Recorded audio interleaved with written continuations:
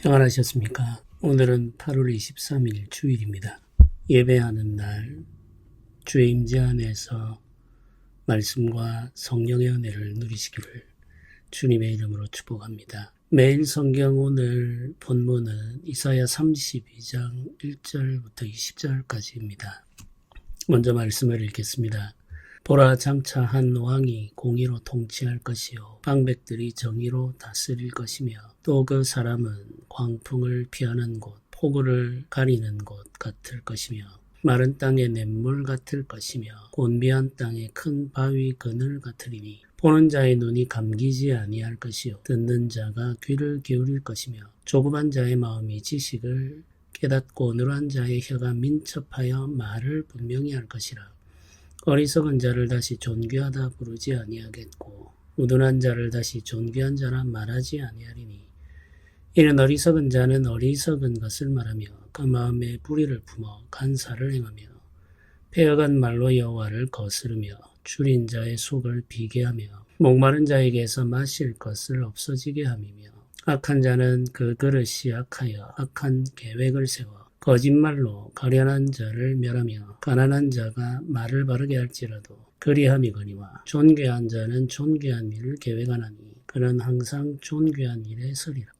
너희 안일한 여인들아 일어나 내 목소리를 들을지어다. 너희 염려 없는 딸들아 내 말에 귀를 기울일지어다. 너희 염려 없는 여자들아 1년 남짓 지나면 너희가 당황하리니 포도 수확이 없으며 열매 거두는 일이 이르지 않을 것임이라. 너희 안일한 여자들아 떨지어다.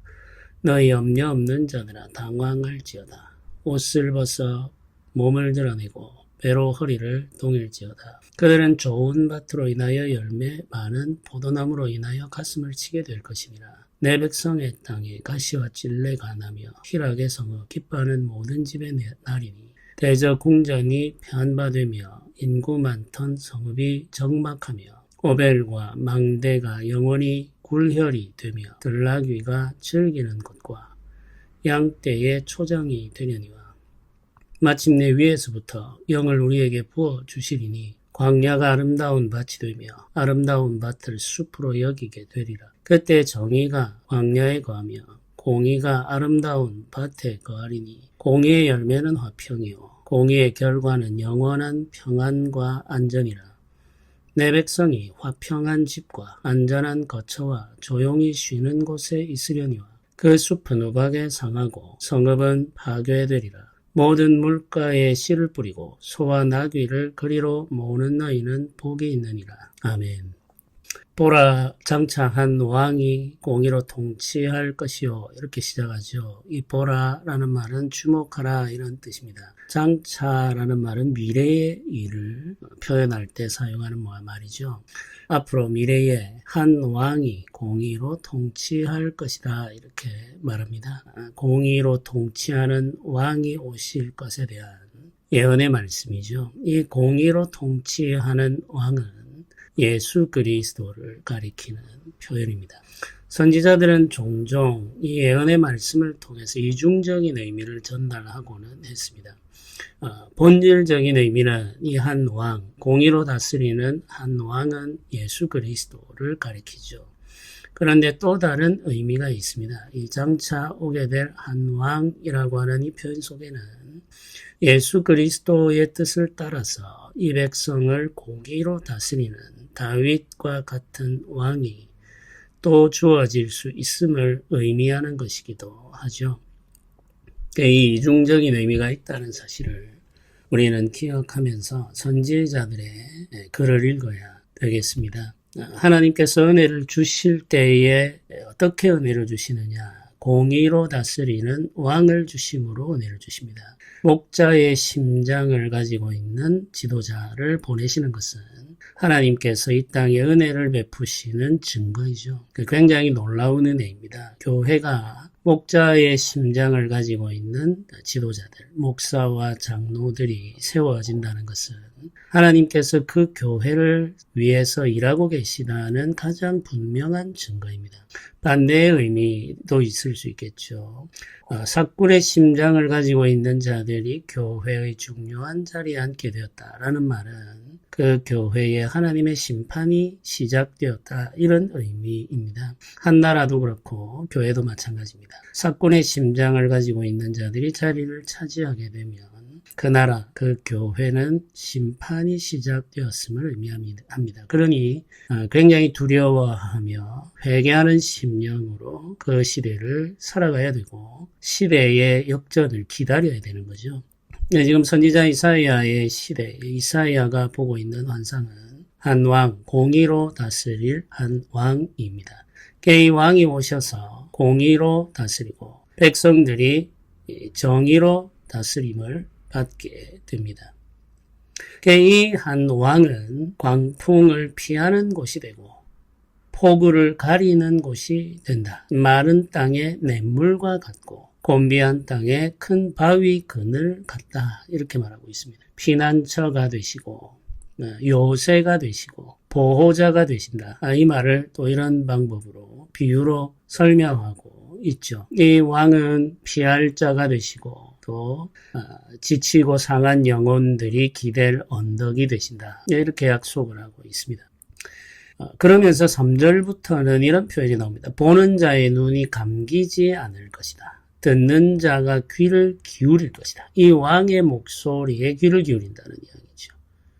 이 보는 자의 눈이 감기지 않는다. 이 왕의 모습을 보는 자들의 눈이 감기지 않는다. 왕의 아름다움, 그의 다스림의 탁월함에 매력을 느끼는 거죠. 그래서 그 왕의 말에 귀를 기울이게 됩니다.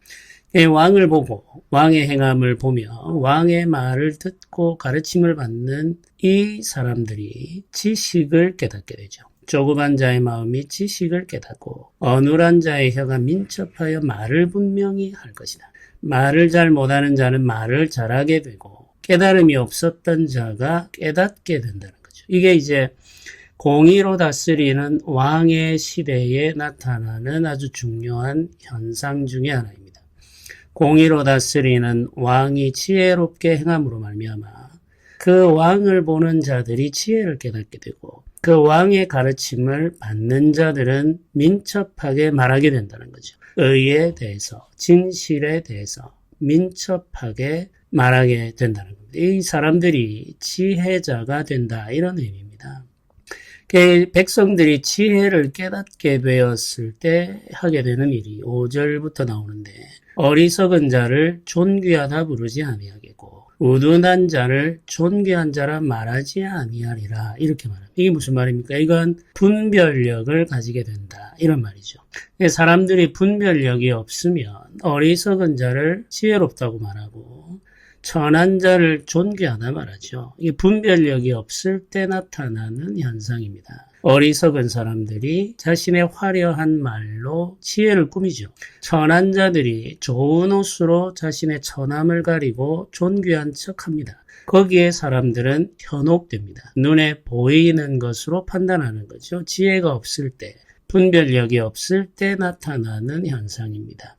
그런데 공의로운 왕이 임하게 되면 이 사람들이 지혜를 깨닫게 되어서 분별력을 갖게 되어 어리석은 자를 지혜롭다고 말하지 않게 되고 천한 자를 존귀하다 말하지 않게 된다.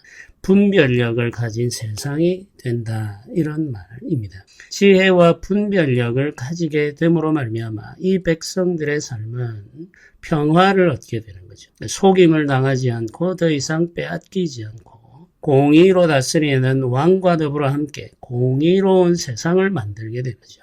왕이 지혜로울 뿐만 아니라 백성도 지혜롭고 왕이 공의로울 뿐만 아니라 백성들도 공의롭게 됩니다. 그래서 이 왕의 다스림은 만백성들, 그 다스림을 받는 모든 사람들의 변화로 이어진다는 이야기죠. 그러므로 그 나라 전체가 왕을 닮아 왕과 함께 다스리는 왕 같은 제사장의 나라가 되는 거죠. 영광스러운 환상입니다. 이 놀라운 환상을 이사야가 보고 있는 거죠. 이 환상에 대한 장차 있을 일에 대한 말씀을 전한 후에 안일한 여인들에 대한 경고의 말씀을 전하게 됩니다. 이 9절부터 그렇게 해야죠. 너희 안일한 여인들아. 이 여인들이라고 표현하고 있는데 이 여인이라는 것은 여성들에 대한 말들만은 아닙니다. 이 안이란 여인들은 유다 백성들 가운데 하나님의 때를 분별하지 못하고 자신의 안일함에 취해서 살아가는 모든 사람들을 가리키는 표현입니다. 특별히 존귀한 자들, 부유한 자들, 권력을 가진 자들을 가리키는 표현이라고 생각하시면 되겠죠. 하나님의 심판과 재난이 가까이 오고 있음에도 불구하고 그 사실을 깨닫지 못하고 안일함을 누리며 사는 자들에 대해서 경고하시는 거죠. 너희 안일한 여인들아, 일어나 내 목소리를 들으라. 너희 염려 없는 딸들아, 내 말에 귀를 기울이라. 염려가 없다는 거죠, 이들은. 하나님의 심판이 임박해 있음에도 불구하고 그것을 깨닫지 못하니 염려가 없는 거죠. 너희 염려 없는 여자들아, 1년 남짓 지나면 너희가 당황하리니 이 심판이 멀지 않았다는 뜻입니다. 1년이 지나기 전에 이렇게 말하죠. 1년 남짓 이렇게 표현하고 있습니다. 이 1년이라고 하는 시간이 이들에게 주어진 거죠. 심판이 유예되고 있는데 이미 정해진 심판이 유예되고 있는데 그건 1년 정도라고 이야기합니다. 포도 수확이 없으며 열매 거두는 일이 이르지 않을 것이다. 수확을 거두지 못한다. 궁핍함, 황폐함이 그 땅을 덮칠 것이다. 이런 말이죠. 당황할 것이다. 떨 것이다. 당황할 것이다. 이런 말들이 지금 반복되고 있습니다. 너희들이 하나님의 심판 때에 경험하게 될 감정, 당황, 두려움으로 말미암은 떨림 이런 것이죠. 옷을 벗어 몸을 드러내고 배로 허리를 동일 것이다. 죄인의 모습이 되는 거죠. 옷을 입을 수가 없죠. 귀한 옷을 입을 수가 없습니다. 이제 더 이상 귀한 옷을 입을 수 없고 그 옷은 다 빼앗기게 되고 벌거벗어 수치를 드러내게 되고 배로 겨우 허리를 동인 채 살아가게 되는 비참한 상황에 대한 묘사죠. 좋은 밭, 열매 많은 포도나무로 인해서 가슴을 치게 될 것이다. 그 땅의 소산이 자신의 것이 되지 않기 때문이죠. 이제 더 이상 땅의 열매를 마음껏 자유롭게 먹을 수가 없고 소유할 수도 없습니다. 가시와 찔레가 땅에서 나고 희락의 성읍, 기쁨이 가득했던 집이 가시와 엉겅퀴로 가득하게 될 것이다. 가시와 찔레가 뒤덮어버릴 것이다. 그래서 황폐하게 되며 영원히 굴혈이 된다. 이렇게 말합니다. 동굴같이 된다. 이런 말이죠. 광야의 동굴같이 된다. 짐승들이 살기에 적합한 자가 땅이 되어버린다. 안일함을 누리며 사는 자들, 하나님의 때를 분별하지 못하고 다가오는 심판에 대해서 깨닫지 못하고 준비하지 않는 자들, 자신의 안일함과 향락에 취해서 살아가는 자들에게 임하게 될 하나님의 심판을 이렇게 묘사하고 있습니다. 항상 깨어 있어 경계하며 삼가하고 조심해야 할 것을 가르쳐주는 말씀이죠. 안일함이라고 하는 것은 영적으로 매우 위험한 삶의 방식입니다. 안일함, 게으름, 나태함, 태만함 이런 모든 단어들은 육적으로 영적으로 매우 위험한 삶의 방식이죠. 우리는 깨어 있어야 하고 경계해야 하고 신중하게 하나님의 뜻을 분별하면서 하나님의 때를 기다리며 살아가야 합니다. 준비하며 살아가야 하는 거죠. 언제나 항상 죄에 대한 심판이 있다는 사실을 기억하고 지금 우리에게 허락된 시간들은 그 심판이 유예된 시간으로서 회개하고 돌이킬 기회라는 사실을 이해하고 살아가는 것이 믿음의 삶이라는 사실을 우리는 알아야 되겠습니다. 15절은 마침내라고 하는 말로 시작됩니다. 안일한 자들에 대한 경고의 말씀을 주신 후에 마침내, 이 마침내 역시 마지막 때에 일어날 일에 대한 말씀이죠.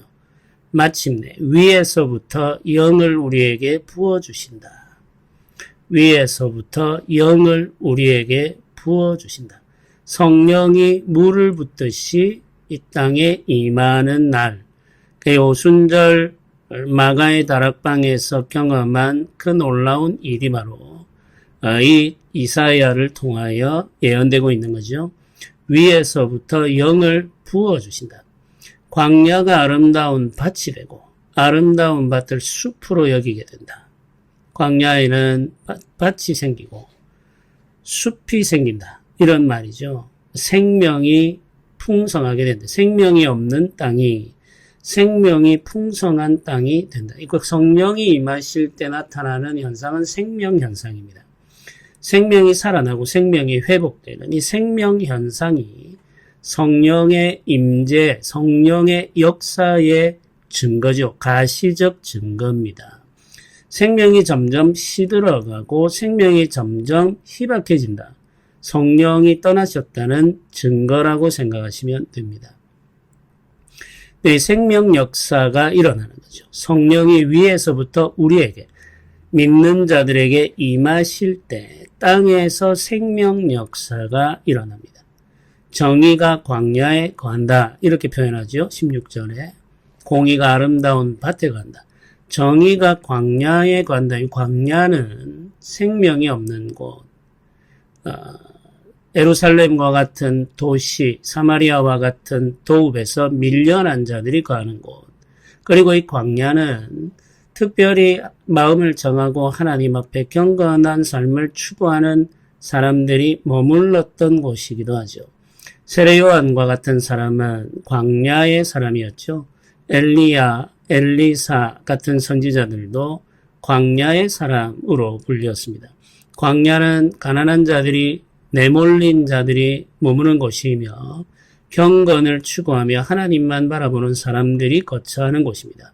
근데 이 광야가 정의의 장소가 된다. 이 가난한 자들, 경건을 추구하는 자들에게 정의가 임한다는 거죠. 이 정의는 광야에서부터 시작된다. 이런 말입니다. 예루살렘이나 시온, 사마리아가 아니라 광야에서부터 정의가 피어난다라고 하는 사실을 우리가 기억할 필요가 있겠죠. 공의의 열매는 화평이다. 평화다. 공의의 결과는 영원한 평화와 안전이다. 이렇게 말하죠. 공의의 열매는 평화입니다. 이 세상에 평화가 없는 이유는 공의가 없기 때문입니다. 세상에 평화가 없는 이유는 공의로 다스리지 않기 때문이죠. 공의로 다스리는 왕이 오시고 성령이 사람들에게 부어져서 그 사람들이 공의로 행하게 될 때 세상에 평화가 임하게 됩니다. 평화가 임한 세상은 안전한 거처가 되죠. 조용히 쉬는 곳이 됩니다. 우리가 사람들이 마음 놓고 편히 쉴 수 있는 곳이 되려면 평화가 필요합니다. 이 성경이 말하는 평화라고 하는 것은 전쟁과 갈등과 분쟁이 없는 상태일 뿐만 아니라 복지가 온전히 이루어진 상태를 가리킵니다. 이제 가난한 자들에게 먹을 것이 주어지고 헐벗은 자들이 입을 것이 주어지는 것, 그것이 바로 평화인 거죠. 싸움과 다툼이 없을 뿐만 아니라 필요한 것들이 적절하게 주어질 때 평화가 이루어집니다. 이 평화가 이루어지도록 하는 것이 공의의 다스림입니다. 공평한 다스림. 이 공평한 다스림이 평화의 조건이라는 사실을 우리는 알아야 되겠죠. 평화의 나라가 건설되는 데 필요한 것이 공의로 다스리는 왕과 위로부터 내려오는 영이라고 이사야서 32장이 우리에게 알려주고 있습니다. 위로부터 오시는 왕, 그리고 위로부터 오시는 영, 예수 그리스도와 성령, 예수 그리스도와 성령으로 말미암아 이 땅에 공의가 실현되고 이 땅에 참 평화가 이루어지는 거죠. 예수 그리스도와 성령의 은혜와 역사, 그 섬김의 삶으로 말미암아 우리가 받게 되는 생명의 삶, 구원받은 자의 삶을 이사야 32장이 묘사하고 있습니다. 하나님께서 은혜 주신 시대를 우리는 살고 있죠. 장차 오실 왕이라고 선지자가 예고했던 그 왕을 우리는 믿고 삽니다. 그리고 마침내 부어질 영이라고 말했던 그 성령의 시대를 우리가 지나가고 있습니다. 우리는 예수 그리스도를 이미 알고 있고 성령의 임함도 알고 있습니다. 이 성령의 은혜, 예수 그리스도를 믿고 예수께서 보내신 성령의 은혜를 갈망하며 성령의 충만함 속에서 예배하며 살아가기를 소망해야 되겠죠. 그게 교회가 가져야 할 기도의 소원이며 이 시대를 교회가 온전히 살아낼 수 있도록 하는 힘의 원천입니다. 성령이 없이는 교회는 교회다워질 수가 없는 거죠. 오늘도 우리가 예배하는 중에 성령의 충만한 임재와 역사, 만져주심과 회복하심, 생명 역사를 소망하며 예배하시기를 주님의 이름으로 부탁드립니다. 함께 기도드리겠습니다. 은혜로우신 하나님 감사합니다. 오늘 우리가 예배할 때 우리 가까이 오시며 우리를 다스리셔서 우리 가운데 평화가 이루어지게 하시고 분열과 다툼 없이 온전한 한 몸을 이루어 주를 예배하며 주를 따르게 하여 주옵소서. 주의 베풀어 주시는 위로와 은혜를 의지합니다. 성령의 능력으로 우리를 붙들어 주옵소서. 감사드립니다. 우리 주 예수님의 이름으로 기도드립니다. 아멘.